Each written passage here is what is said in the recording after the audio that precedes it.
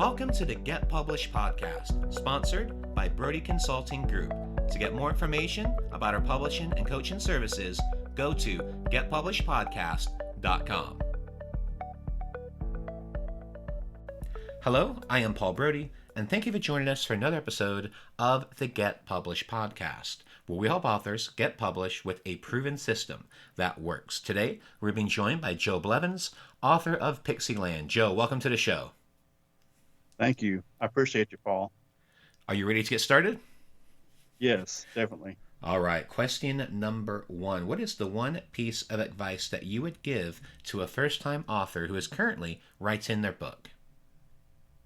I think I would take notes as often as I can, like keep a yellow legal pad by your bed, because sometimes you wake up in the middle of the night with some good ideas and you write them down. And even on scraps of paper, you find yourself writing on all kinds of things. And it usually doesn't happen A to Z. It's usually like A through D and P through Q or something like that. You never have it in order how it should be. You see it in bits and pieces. You put it all together at the end. But the thing is this, make sure you understand and do research about what you're writing about your premise, and know all you can about it. And network with other authors, like on Facebook or wherever, or as we do here, and try to get to know more about your subject as much as you can. And I think the main thing is to take your time and get a good editor. That's what's really important, to have a great editor, because that's what really helps out in the long run. Absolutely. And what do you feel is the hardest part about getting published? Well, finding a good publisher. These days, sometimes you sign with a publisher and they change hands. And what you agreed with originally with the first publisher, the second publisher has different views on that.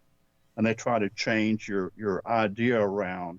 And you have to be flexible, of course, but sometimes they ask too much. They push too far, They want to change everything. I'm not against making changes for the better, but sometimes their idea goes against what you're trying to do. You have to be kind of very tough about it. You have to be flexible, but be tough about your work, what you're trying to accomplish. And it's very important, But I think have an agent too, a good handler, someone that can help you and give you advice. Sometimes, for me, I have my friend Sharon Day, who's an author, and I have several people on Facebook I talk to, and they give me lots of advice. Don't be afraid to ask for advice. You're never too old to learn something new, no matter how much you write or how good you are, or however you need advice from other people. They can give you insight that you don't already know, or tell you something that maybe you don't see. Absolutely. Let's talk a little bit about marketing. So please share a marketing strategy that you've used in your book launch that worked well. Well, Pixieland's just coming out, so this is my first real promotion for Pixieland, and I'm glad to be a part of this with you. But in the past, I've had books like, I have several books on Texas history, and one's called The Texas Republic, and it was a very large book, and I found that it was so large that it was too expensive, and a smaller book sells better. So instead of having one very large book, have two smaller books. And that really helps to sell, because people don't want a big, large volume. They want a smaller book.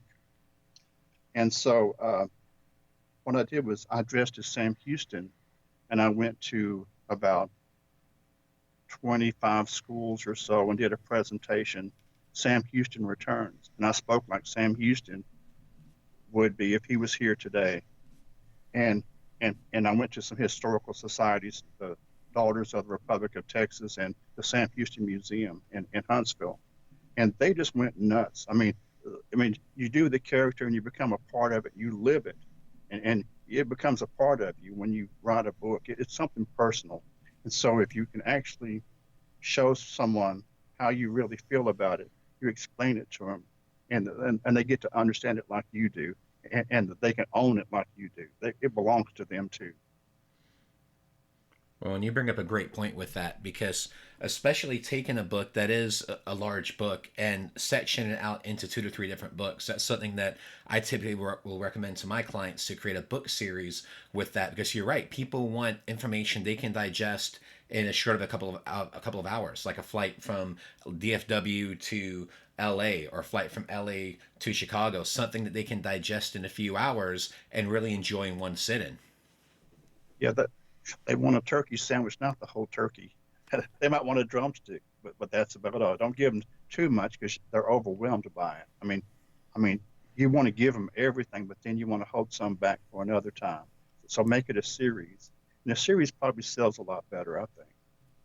Yeah, I agree completely. And you can keep the momentum going, and you can keep the progression and the setting up things for future books down the line as well. Because it's funny how just a few books can turn it into a whole series. I started off with one book, and then it turned into 3 additional books after that. And all in all, in 3 years, I've had 13 books. So it's amazing how things can build and progress over time. Wonderful. I'm looking forward to reading your book soon, very soon. Thank you. Well, let's talk about your favorite book. So, what is your favorite book, and what was the number one thing that you learned from it? Oh, one of my favorite books is Mutiny on the Bounty, and I learned about conflict and about loyalty and about human nature, and that times change, but people don't. Human nature remains the same. We become more sophisticated, yet we still have the same problems that we had 100 years ago or 200 years ago. We all deal with the similar problems, no matter how sophisticated our society is. Absolutely. And for our final question, what is your favorite quote and why? Um, let's see. Shakespeare. Uh, to err is human, to forgive divine. I think these days we need to be more forgiving toward each other because often people are pointing fingers at each other when they need to worry about their own situation. And I find that I made my share of mistakes and then some. I need to be more forgiving to other people and understand, have a more open mind. I think that's important today in our society. Yeah, I could not agree more with you, Joe. Well, Joe, I want to thank you for being a guest on the show. What is the best way for people to find you online? Okay, there's uh,